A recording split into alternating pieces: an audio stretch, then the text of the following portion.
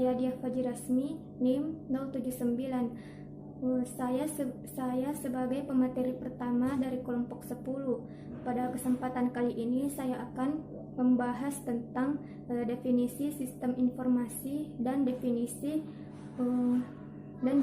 kualitas serta dimensi-dimensi kualitas produk dan jasa. Pertama yaitu definisi sistem informasi. Sistem informasi adalah kombinasi dari teknologi informasi dan aktivitas orang yang menggunakan teknologi itu untuk mendukung operasi dan manajemen. Dalam arti yang sangat luas, istilah sistem informasi yang sering digunakan merujuk kepada interaksi antara orang, proses algoritmik, data, dan teknologi. Selanjutnya yaitu definisi kualitas. Kualitas didefinisikan dalam banyak cara.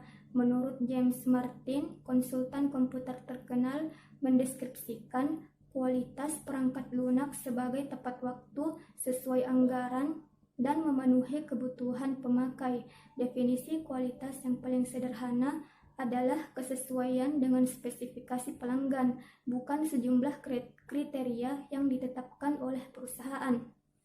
Selanjutnya yaitu dimensi-dimensi kualitas produk dan jasa. Yang pertama yaitu dimensi kualitas produk. Ada beberapa dimensi kualitas produk, diantaranya yaitu yang pertama kinerja. Kinerja adalah seberapa baik suatu produk melakukan apa yang memang harus dilakukannya. Yang kedua yaitu features. Features adalah pernik-pernik yang melengkapi atau meningkatkan fungsi dasar produk. Yang ketiga yaitu keandalan, berkaitan dengan kemampuan produk untuk bertahan selama penggunaan yang biasa. Yang keempat yaitu kesesuaian. Kesesuaian yaitu seberapa baik produk tersebut sesuai dengan standar. Yang kelima yaitu daya tahan. Daya tahan adalah ukuran umur produk dan teknologi modern memungkinkan hal ini. Yang keenam yaitu kemudahan perbaikan. Produk yang digunakan untuk jangka waktu tertentu sering harus diperbaiki. Yang ketujuh yaitu keindahan. Kualitas produk tidak saja tergantung dari kemampuan fungsional, tetapi juga keindahan. Yang terakhir yaitu persepsi terhadap kualitas. Dimensi ini tidak didasarkan pada produk itu sendiri, tetapi pada citra atau reputasinya. Adapun dimensi kualitas jasa, diantaranya yaitu yang pertama berwujud. Dapat dilihat pelanggan saat jasa sedang dikerjakan, fasilitas, pegawai, perlengkapan, maupun peralatan. Yang kedua yaitu keandalan. Sama seperti produk, jasa juga harus andal. Yang ketiga yaitu responsif. Pelanggan tidak ingin harus menunggu untuk dilayani. Yang keempat yaitu kepastian. Pelanggan mengharapkan personil jasa sopan dan terpelajar. Dan yang terakhir yaitu empati. Personil jasa harus menunjukkan perhatian yang tulus pada para pelanggan dan kebutuhan mereka. Mungkin hanya ini materi dari saya. Lebih dan kurangnya mohon dimaafkan. Assalamualaikum warahmatullahi wabarakatuh. Perkenalkan, nama saya Yusrina, NIM 90200117068.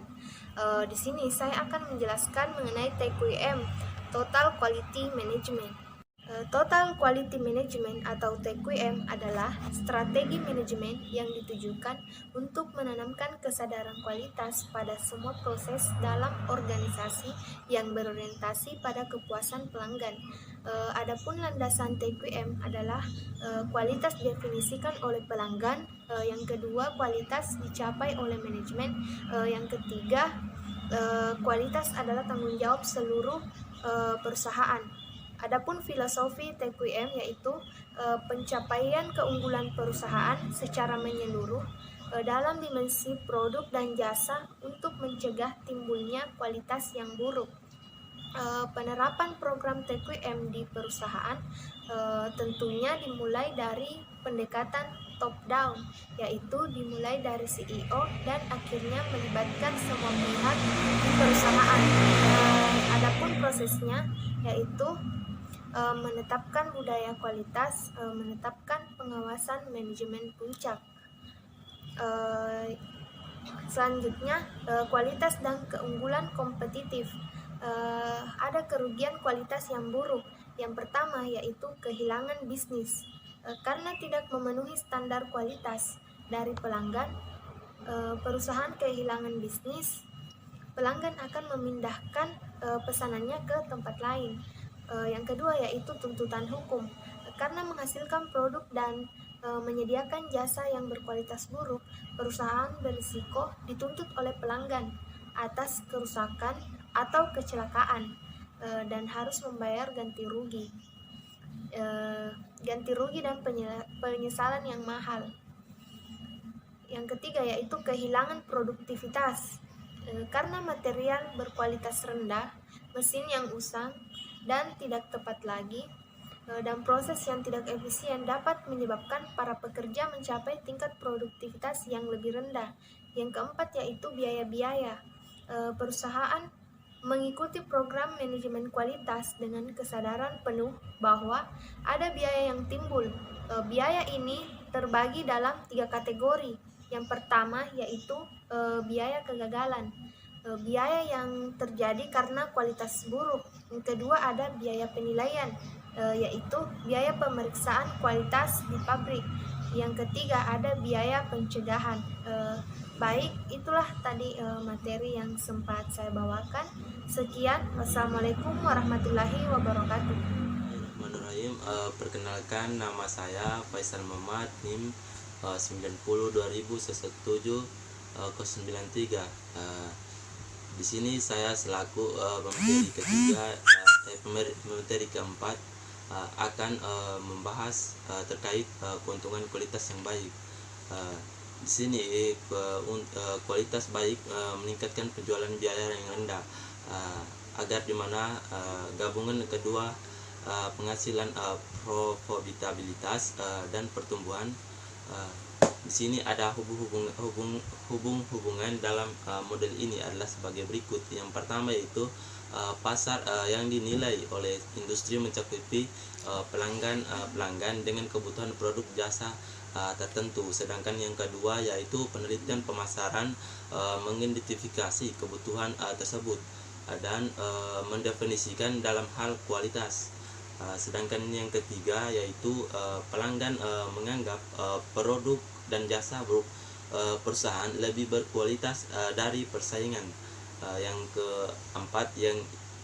keempat yaitu karena dianggap lebih berkualitas, pelanggan bersedia membayar harga yang relatif lebih tinggi daripada harga pesaing. Sedangkan selanjutnya yaitu karena dianggap lebih berkualitas dan harga lebih tinggi, produk tersebut dianggap memiliki nilai yang relatif lebih tinggi. Selanjutnya yaitu nilai yang relatif lebih tinggi menghasilkan kenaikan dalam harga pangsa pasar.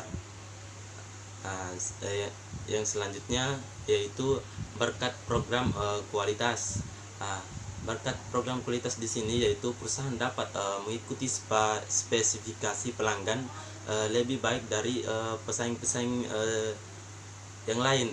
Sedangkan yang efektivitas yaitu di mana ini menghasilkan penurunan biaya dengan produksi produk yang dibutuhkan secara benar, di mana produksi produk yang dibutuhkan secara benar sejak pertama kalinya. Selanjutnya yaitu penurunan biaya. Penurunan biaya ini di mana digabungkan dengan pasar yang lebih luas akan menghasilkan biaya yang lebih murah daripada pesaingnya. Sedangkan yang terakhir yaitu gabungan dari keunggulan relatif di bidang harga. di mana bangsa pasar dan biaya menciptakan probabilitas dan pertumbuhan itu sendiri. Mungkin hanya itu saja yang dapat saya jelaskan terkait keunggulan terkait keunggulan kualitas yang baik. Jikalau ada kata-kata yang salah atau pemaparan materi saya yang salah, mohon dimaafkan. Wabillahi taufiq wal hidayah. Wassalamualaikum warahmatullahi wabarakatuh. Assalamualaikum warahmatullahi wabarakatuh. Perkenalkan, nama saya Siti Nurfaisa Alfiani, NIM 90200117056. Di sini saya sebagai pemateri terakhir akan memaparkan dua submateri. Yang pertama, CBIS memperbaiki kualitas produk dan jasa. Yang kedua, mencapai manajemen kualitas dengan jasa informasi. Untuk itu, mari kita simak videonya. Materi pertama yaitu CBIS memperbaiki kualitas produk dan jasa. Jadi, kita harus ketahui apa sih itu CBIS. Jadi, CBIS adalah kepanjangan dari Computer Based Information System atau biasa juga disebut dengan Sistem Informasi Berbasis Komputer. Jadi, CBIS adalah suatu sistem pengolah data menjadi informasi yang berkualitas dan dipergunakan sebagai alat bantu dalam pengambilan keputusan. Adapun peranan dari CBIS dalam suatu perusahaan adalah seperti mendapatkan informasi mengenai keadaan suatu pasar saat ini, seperti informasi mengenai tanggapan konsumen terhadap produk dan jasa yang dihasilkan. Yang kedua, mendapatkan informasi mengenai persaingan terhadap produk yang sejenis, dan yang ketiga mendapatkan informasi mengenai jumlah penjualan produk dan jasa di pasaran. Untuk contoh kasusnya kita bisa lihat pada salah satu perusahaan retailer terbesar di Indonesia, yaitu perusahaan Carrefour, di mana perusahaan ini menyediakan kebutuhan pokok bagi masyarakat yang jumlahnya mungkin lebih dari ribuan item atau beberapa jumlah barang. Nah, untuk itu sangat sulit jika pihak perusahaan menggunakan penginputan secara manual. Jadi, sistem terkomputerisasi sejak awal perusahaan memesan produk dari pihak pemasok, di mana pihak perusahaan dapat mengirim melalui email ataupun telepon mengenai jumlah barang yang diinginkan. Kemudian tahap selanjutnya perusahaan akan melakukan penginputan ke dalam suatu program dalam komputer mengenai jumlah barang, jenis barang, dan juga harga barang tersebut. Nah, setelah itu ketika pelanggan melakukan pembelian suatu produk, maka pihak kasir secara otomatis dapat melihat secara langsung harga dari produk tersebut dengan sistem scan barcode. Jadi itu sangat membantu perusahaan Carrefour dalam melakukan kegiatan perusahaannya. Materi selanjutnya mengenai bagaimana mencapai manajemen kualitas dalam jasa informasi. Jadi, dalam jasa informasi atau information service, manajemen kualitas dapat dicapai dengan proses sebagai berikut. Yang pertama, mengidentifikasi pelanggan information service. Yang kedua, mengidentifikasi kebutuhan kualitas pelanggan. Yang ketiga, menetapkan metrik kualitas. Yang keempat, mengidentifikasi strategi kualitas information service. Yang kelima, menerapkan program kualitas information service. Dan yang terakhir adalah melihat atau mengevaluasi kinerja kualitas information service. Nah, mungkin itu materi yang dapat saya sampaikan. Lebih dan kurangnya mohon dimaafkan. Wassalamualaikum warahmatullahi wabarakatuh.